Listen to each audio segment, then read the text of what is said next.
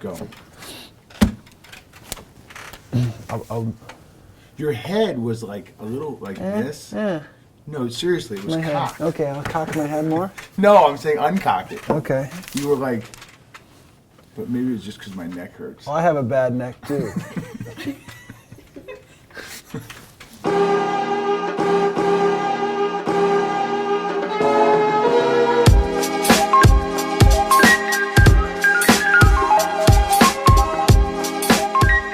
Hey, sweethearts and heroes, it's Coach Spector and Tom Murphy back in the lab. We are in the most amazing of labs, the Word Lab, I like to call it. And I'm looking here in a dictionary, doing some studying. And one of the first words I looked up was compassion. You know, we addressed the 4 empathy killers. We're on this topic of empathy today. And I don't think empathy is good enough. We need to talk about compassion. What's compassion? Compassion, Coach. You know, when we were looking it up, one of the things that we found that is compassion is actually alleviating the suffering of others. And you know that one of our 4 bully buttons is jumping into action. We don't think just having empathy is good enough, so we've tagged it with and made it compassionate empathy.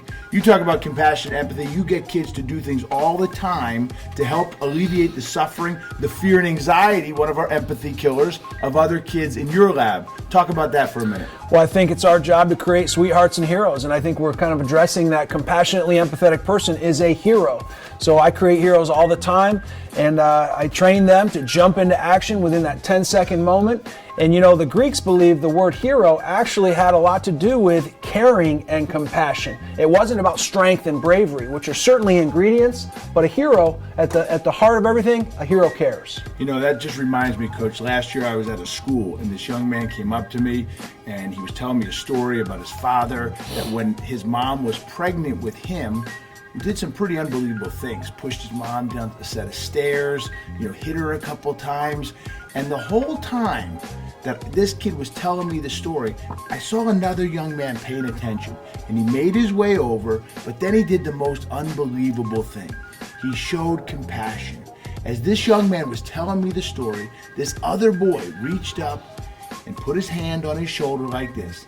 And it actually brought tears to my eyes, because I thought, here's this kid listening empathetically to another kid's suffering. And what did he do? He reached up, alleviated some of that suffering.